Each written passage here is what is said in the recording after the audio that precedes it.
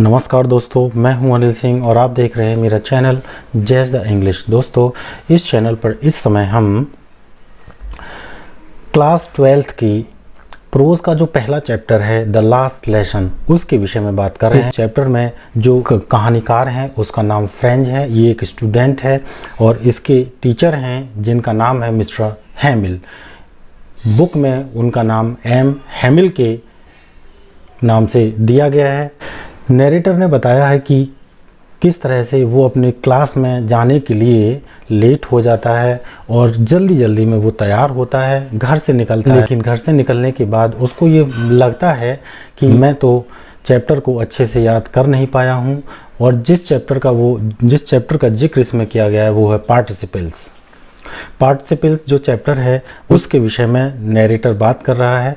वो चूंकि चैप्टर को अच्छे से याद नहीं कर पाया है तो वो सोच रहा है कि वह स्कूल न जाकर के बाहर का जो माहौल है उसी माहौल का आनंद उठाए। वो जा ही रहा था, चलते चलते उसे एक आरा मशीन रास्ते में मिलती है। आरा मशीन के पिछले हिस्से में एक खुला मैदान है। वहाँ पर जो जर्मन के सोल्जर्स हैं वो अपना ट्रेनिंग ले रहे हैं। उनकी आवाज़ उसे बहुत अच्छी लग रही है और पक्षियों की जो आवाज़ है वो भी उसे बहुत अच्छी लग रही है। उनकी जो चर्पिंग है वो बहुत उसको अपनी ओर आकर्षित कर रही है। लेकिन इन सब के बावजूद भी वह अपने आप को कंट्रोल करने में सफल हो जाता है और वह वहाँ पर नहीं रुकता है। वो ये सोचते हुए ही आगे बढ़ जाता है और जब वह स्कूल पहुँचता तो देखता है कि स्कूल का माहौल तो एकदम शांत है। ये उसको बहुत ही अजीबोगरीब लगता है क्योंकि जब भी स्कूल शुरू होता था तो स्कूल के शुरू होते ही चारों ओर बहुत शोर शराबा रहता था। लेकिन आज उस स्कूल में बिल्कुल शोर शराबा नहीं है, सभी लोग शांत बैठे हुए हैं। और जो उसके टीचर हैं वो तो संडे के दिन पहनने वाले बहुत अच्छे जो कपड़े होते हैं उन कपड़ों को पहन करके आए हैं। ये जो कपड़े हैं मिस्टर हैमिल केवल इंस्पेक्शन और प्राइज डिस्ट्रीब्यूशन के डेज पर ही पहनते हैं। तो दोस्तों, ये थी अब तक की कहानी जो मैंने पिछले वीडियो में बताई थी। अब हम आगे इस चैप्टर को कंटिन्यू करते हैं। While I was wondering about it all, जब मैं इन सब के विषय में सोच ही रहा था, mister हैमिल mounted his chair. Mister हैमिल, mounted का मतलब होता है कुर्सी पर बैठ जाना। वो अपनी कुर्सी पर बैठ गए। एंड और इन द सेम ग्रेव, यहाँ ग्रेव का मतलब है गंभीर। एंड जेंटल टोन, और जेंटल का मतलब विनम्र, टोन स्वर। And in the same grave and gentle tone which he had used to me, और ठीक वैसे ही गंभीर और विनम्र स्वर में जो उन्होंने अभी अभी मेरे लिए इस्तेमाल किया था। सैड, उन्होंने कहा, माई चिल्ड्रन, मेरे बच्चों, this is the last lesson I shall give you, ये अंतिम अध्याय है जो मैं तुम्हें दूंगा। The order has come from Berlin, Berlin से आदेश आ चुका है to teach only German in the schools of Alsace and Lorraine. Alsace और लॉरेन की जो स्कूल्स हैं उनमें अब केवल और केवल जर्मन की ही पढ़ाई कराई जाएगी। The new master comes tomorrow, आपके जो नए अध्यापक हैं वो कल आएंगे। This is your last French lesson, यह फ्रेंच लैंग्वेज में पढ़ाया गया आपका अंतिम अध्याय है। I want you to be very attentive, मैं चाहता हूँ कि आप पूरे मनोयोग से इस चैप्टर को आज सीखें, सुनें। What a thunderclap these words were to me, यहाँ थंडरक्लैप का मतलब है वज्रपात। ये जो शब्द थे, ये शब्द मेरे लिए वज्रपात के समान साबित हुए। ओ, यहाँ दुख प्रकट कर रहा है। द wretches, कितनी मनहूसियत की बात है। That was what they had put up at the town hall, अब मुझे पता चला कि वो जो टाउन हॉल के पास में जो बुलेटिन बोर्ड लगा था उस पर जो न्यूज़ थी वो न्यूज़ क्या थी। अब मुझे पता चला कि वहाँ लोगों की भीड़ क्यों लगी थी। माई लास्ट फ्रेंच लेसन, आज का लेसन मेरा अंतिम लेसन होगा। वाई, क्यों, आखिर ऐसा क्यों हो रहा है। I hardly knew how to write, मैं तो अभी मुश्किल से ही जानता हूँ कि किस तरह लिखा जाता है। यानी यहाँ नरेटर बता रहा है कि अभी तो मैं मुश्किल से ही जान पाया हूँ हाउ टू राइट, कि किस तरह से लिखा जाता है, यानी फ्रेंच लैंग्वेज को किस प्रकार लिखा जाता है। I should never learn any more, अब मैं फ्रेंच लैंग्वेज को और ज़्यादा सीख नहीं पाऊँगा। आई मस्ट स्टॉप देयर, अब मुझे ये बीच में ही छोड़नी पड़ेगी। देन, तब क्या होगा? Oh how sorry I was for not learning my lessons, अब मुझे बहुत दुख हो रहा है कि मैंने अपने पाठों को, अपने अध्यायों को नहीं सीखा था। फॉर सीकिंग बर्ड्स एग्स, क्योंकि मैं तो केवल पक्षियों के अंडों की तलाश करता रहा। और गोइंग स्लाइडिंग ऑन द सार, और सार में घूमता रहा। यहाँ सार का मतलब है सारलैंड, ये जगह का नाम है। माई बुक्स, मेरी किताबें, that had seemed such a notions a while ago, यहाँ नॉशंस का मतलब है परेशानी भरा, परेशानी से भरी हुई। मेरी किताबें, that had seemed such a notions a while ago, a while ago का मतलब होता है कुछ समय पहले, यानी मेरी जो किताबें थीं जो कुछ समय पहले तक मेरे लिए बहुत परेशानी भरी लग रही थीं, प्रतीत हो रही थीं। सो हैवी टू कैरी, बहुत ज़्यादा भारी लग रही थी, टू कैरी उठाने के लिए। माई ग्रामर, मेरी व्याकरण की पुस्तकें, and my history of cents, और मेरी संतों के इतिहास की किताब, वर ओल्ड फ्रेंड्स नाउ, अब वो मेरे लिए पुरानी मित्र जैसी ही रहेंगी। That I couldn't give up, जिनको मैं अब छोड़ नहीं सकता था। मिस्टर हैमिल टू, और मिस्टर हैमिल को भी मैं अब नहीं छोड़ना चाहता था। The idea that he was going away, ये विचार जब मेरे माइंड में आता है, that he was going away, कि वो स्कूल छोड़ करके जा रहे हैं, that I should never see him again, और ये विचार जब मेरे दिमाग में आता है कि मैं अब उनसे दोबारा नहीं मिल पाऊंगा, ये सारे के सारे जो विचार हैं, मेड मी फॉरगेट, ये मुझे भुला देते हैं। इन सब ने मुझे भुला दिया है। क्या भुला दिया है? अबाउट ऑल इज रूलर, उनके उस बैत के विषय में मुझे सारी चीज़ें भुला दी हैं। And how cranky he was, और क्रैंकी का मतलब है सनकी, और वो कितने सनकी थे ये अब मैं सब भूल चुका था। ये जो पैराग्राफ है, इस पैराग्राफ में नैरेटर को एहसास हो रहा है कि जब तक हमारे पास कोई चीज़ होती है तो हम उसकी वैल्यू नहीं करते हैं, हम उसको वैल्यू नहीं देते हैं, लेकिन जब वही चीज़ हमसे दूर जाने लगती है तब हमको उस वस्तु का मूल्य पता चलता है। तो ठीक वैसे ही यहाँ फ्रेंच भी कह रहा है कि यद्यपि मेरे जो टीचर थे, फ्रेंच टीचर मिस्टर हैमिल, वो बहुत ही स्ट्रिक्ट थे, हमेशा रूलर का प्रयोग करते थे, और उनके द्वारा पढ़ाया गया जो चैप्टर था वो मुझे अच्छा नहीं लगता था, वो बहुत सनकी थे। लेकिन अब ये सब चीज़ें इन सब चीज़ों को वो अब इग्नोर कर रहा है, अनदेखा कर रहा है। अब वो ये सोच रहा है कि वो वहाँ से जा रहे हैं तो अब उसको बहुत दुख हो रहा है। अब हम आगे बढ़ते हैं। पुअर मैन, बेचारे हमारे अध्यापक, यहाँ मैन का मतलब एम हैमिल से है। It was in honour of this last lesson that he had put on his fine Sunday clothes, और अपने अंतिम अध्याय के सम्मान में ही उन्होंने क्या किया था, that he had put on his fine Sunday clothes, कि उन्होंने संडे के दिन, रविवार के दिन पहने जाने वाले जो कपड़े होते हैं वो वही कपड़े उन्होंने आज पहने हैं। नाउ आई अंडरस्टूड, अब मुझे ये पता चल गया, why the old man of the village were sitting there in the back of the room. अब मेरी ये समझ में आ गया कि हमारा जो क्लासरूम था, उस क्लासरूम के पिछले हिस्से में पड़ी हुई बेंचेस पे वो गांव के जो वृद्ध लोग थे, बुजुर्ग लोग थे, वो क्यों बैठे हुए थे। इट वॉज बिकॉज, ऐसा इसलिए था क्योंकि दे वर सॉरी, उनको भी दुख महसूस हो रहा था, उनको भी बहुत ही अफसोस हो रहा था, that they had not gone to school more, कि वे अब स्कूल नहीं जा पाएंगे। It was their way of thanking our master, ये तो उनका तरीका था हमारे अध्यापक को धन्यवाद देने का, for his 40 years of faithful service, 40 साल की निष्ठावान सर्विस जो हमारे अध्यापक ने, जो मिस्टर हैमिल ने हमको दी थी, उसी 40 साल की निष्ठावान सेवा के लिए इन लोगों का सम्मान देने का तरीका था, धन्यवाद करने का तरीका था। एंड और ऑफ शोइंग द रिस्पेक्ट, और अपना रिस्पेक्ट, अपना सम्मान प्रदर्शित करने का तरीका था, फॉर द कंट्री, किसके लिए, देश के लिए, देश के प्रति, दैट वॉज देयर्स नो मोर, जो कि अब उनका जो सम्मान था, जो कि अभी तक देश के लिए जो सम्मान था वो अब उनका नहीं होने वाला था। While I was thinking of all this, जब मैं इन सब चीज़ों के विषय में सोच ही रहा था, I heard my name called, तो मैंने सुना कि मेरा नाम पुकारा गया है। It was my turn to recite, अब मेरी बारी थी सुनाने की। Recite का मतलब होता है सुनाना। What would I not have given to be able to say that dreadful rule for the participle all through?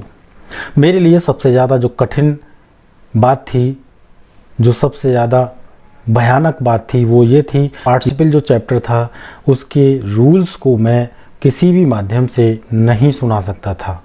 Very loud, तेज आवाज़ में नहीं सुना सकता था। एंड क्लियर, स्पष्ट रूप से भी नहीं सुना सकता था। एंड विदाउट वन मिस्टेक, और एक गलती किए बिना मैं उस चैप्टर को सुना नहीं सकता था। ये बहुत ही बड़ी मेरे लिए कठिनाई थी। But I got mixed up, got mixed का मतलब होता है उलझन में पड़ जाना। I got mixed up on the first words, पहले ही शब्दों में मैं उलझन में पड़ जाता था। एंड स्टूड देयर, और मैं खड़ा हो गया। Holding on to my desk, अपनी डेस्क को पकड़े हुए। माई हार्ट बीटिंग, मेरा दिल धड़क रहा था। And not daring to look up means ऊपर नजरें उठाकर देखना होता है। यहाँ नैरेटर कह रहा है कि उसके अंदर इतना साहस नहीं था कि वह क्लास में नजरें उठाकर के अपने अध्यापक की तरफ देख सके। आई हर्ड मिस्टर हैमिल से टू मी, मैंने सुना मिस्टर हैमिल ने मुझसे कुछ कहा। क्या कहा? आई वोंट स्कोल्ड यू, मैं तुम्हें डांटूंगा नहीं। लिटिल फ्रेंच, छोटे French. You must feel bad enough, मुझे पता है तुम्हें बहुत बुरा लग रहा होगा।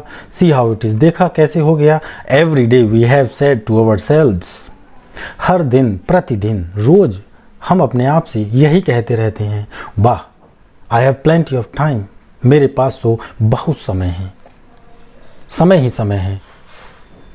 डियर स्टूडेंट्स, ये जो सेंटेंस है I have plenty of time, यहाँ नैरेटर एक स्टूडेंट की जो मनोदशा होती है उस मनोदशा को जाहिर कर रहा है, उजागर कर रहा है। हम सब जब हम स्टूडेंट होते हैं तो अक्सर करके हम सब के माइंड में यही बात आती है कि अभी तो हमारे पास बहुत समय है, और अभी तो हमारे पास समय ही समय है, जब कर लेंगे, जब मौका मिलेगा तो कर लेंगे याद, जब मौका मिलेगा तो मैथ के क्वेश्चंस कर लेंगे, जब मौका मिलेगा तो इंग्लिश के क्वेश्चंस कर लेंगे, जब मौका मिलेगा तो हिंदी के क्वेश्चंस कर लेंगे। लेकिन यही सोचते सोचते एग्ज़ाम का टाइम आ जाता है, और जब एग्ज़ाम का टाइम आ जाता है तब स्टूडेंट्स के माइंड में क्या बातें आती हैं? फिर ये बातें आती हैं कि अब हमारे पास तो समय ही नहीं बचा है, तो अब हम कैसे याद करें। तो this is the condition that the narrator is trying to convey us. I will learn it tomorrow, मैं यह कल सीख लूँगा। And now you see where we have come out, और अब तुम देख रहे हो हम कहाँ गए हैं।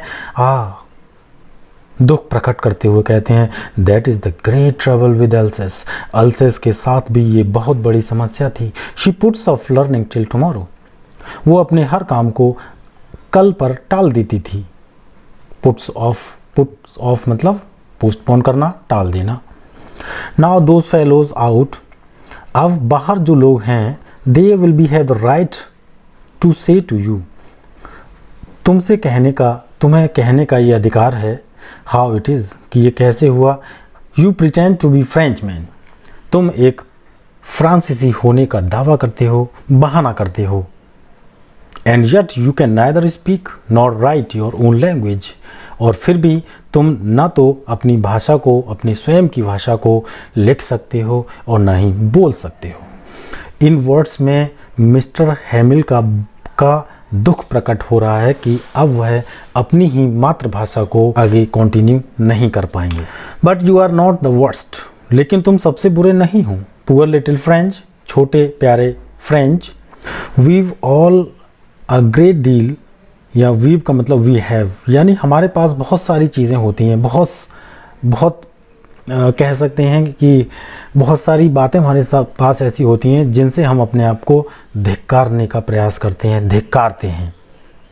Your parents were not anxious enough. अब ये जो पैराग्राफ है आगे, इस पैराग्राफ में मिस्टर हैमिल गिल्ट फील कर रहे हैं, अपने अंदर एक गलती का अनुभव कर रहे हैं। कौन सी गलती का अनुभव कर रहे हैं? Your parents were not anxious enough to have you learn. तुम्हारे माता पिता बहुत उत्सुक नहीं थे तुमको पढ़ाने के लिए। They prefer to put you to work on a farm. वो चाहते थे कि वो तुम एक फार्म में जाके काम करो और एट द मिल्स या फिर किसी कारखाने में काम करो, so as to have a little more money, जिससे कि तुम उनके लिए पैसे कमा सको और पैसा कमा सको। एंड आई, और मैं अगर अपनी बात करूं, I have been to blame also, तो मैं भी इन सब में बराबर का दोषी हूँ, मेरी भी गलती है। Have I not often sent you to water my flowers instead of learning your lessons. तुम्हारे लेसन्स को सीखने के बजाय अगर मैंने तुमको पेड़ पौधों में, बगीचे में, फूलों में पानी लगाने के लिए काश न भेजा होता। And when I wanted to go fishing, और जब मैं मछली पकड़ने जाना चाहता था, did I not just give you a holiday, तो क्या मैंने तुमको उस दिन अवकाश नहीं दिया था? यानी मिस्टर हैमिल यहाँ कहना चाह रहे हैं कि उन्होंने भी फ्रेंच को पढ़ाने के बजाय अपने बगीचे के फूलों में पानी लगवाया, और जब भी वो फिशिंग के लिए जाते थे तो वो उसको छुट्टी दे देते थे। Then from one thing to another, फिर एक पॉइंट से दूसरे पॉइंट की ओर आते हुए Mr Hamel went on to talk of the French language. Mr Hamel ने फ्रेंच लैंग्वेज पर डिस्कशन शुरू कर दिया। उन्होंने कहा that it was the most beautiful language in the world. Mr Hamel ने कहा कि फ्रेंच लैंग्वेज दुनिया में सबसे खूबसूरत भाषा है। द क्लियरेस्ट, सबसे स्पष्ट भाषा है। द मोस्ट लॉजिकल, विवेक सम्मत है। दैट, और उन्होंने ये भी कहा, we must guard it among us, हमको अपने बीच में इस भाषा की क्या करनी चाहिए? सुरक्षा करनी चाहिए, इसको बचाना चाहिए। एंड नेवर फॉरगेट इट, और हमको कभी भी अपनी भाषा को, अपनी मातृभाषा को नहीं भूलना चाहिए। Because when a people are enslaved, क्योंकि क्या होता है जब एक राष्ट्र क्या हो जाता है? एनस्लेव्ड, गुलाम हो जाता है। As long as they hold fast to their language, जब वो अपनी भाषा से चिपके रहते हैं, जब वो अपनी भाषा का प्रयोग करते रहते हैं, it is as if they had the key to their prison. ऐसा प्रतीत होता है कि ये जो भाषा है, ये भाषा एक चाबी है। इस भाषा के माध्यम से ही वो अपने आप को कैद में भी डाल सकते हैं और अपने आप को कैद से बाहर निकाल भी सकते हैं। Then he opened a grammar, तब उन्होंने अपना ग्रामर का चैप्टर, ग्रामर की बुक खोली एंड रीड अवर लेसन, और हमारे सामने लेसन को पढ़ना शुरू किया। I was amazed to see how well I understood. मैं बड़ा आश्चर्यचकित हो रहा था ये देख करके कि भाषा को मैं कितने अच्छे से समझ पा रहा था। All he said seemed so easy. जो कुछ वो पढ़ा रहे थे बहुत आसान लग रहा था, बहुत ज़्यादा आसान, इतना आसान। आई थिंक टू, मैंने तो ये भी सोचा that I had never listened so carefully, कि मैंने अभी तक इतने ध्यान से कभी भी उनके लेक्चर को नहीं सुना था। And that he had never explained everything with so much patience, और ये भी सोच रहा था कि उन्होंने इतने धैर्य के साथ कभी भी नहीं पढ़ाया था। इट सीम्ड ऑलमोस्ट, ऐसा प्रतीत हो रहा था। कैसा प्रतीत हो रहा था? It seemed almost as if the poor man wanted to give us all he knew before going away. It seemed almost, बिल्कुल ऐसा मानो की, as if मतलब मानो की। The poor man wanted to give us, कि वो बेचारे हैमिल वो सब कुछ हमको देना चाहते थे। All he knew, जो वो जानते थे, before going away, स्कूल छोड़ने से पहले। And to put it all into our heads at one stroke, और ऐसा लग रहा था कि वो एक ही बार में, at one stroke, एक ही बार में हमारे मस्तिष्क में सारी की सारी बातें वो बिठाना चाहते थे, सारी की सारी बातें वो हमारे माइंड में बिठा दें, ऐसा मुझे लग रहा था। तो डियर स्टूडेंट्स, आज के इस वीडियो में इतना ही। अगले वीडियो में इस चैप्टर को हम आगे कंटिन्यू करेंगे। तब तक के लिए बाय बाय।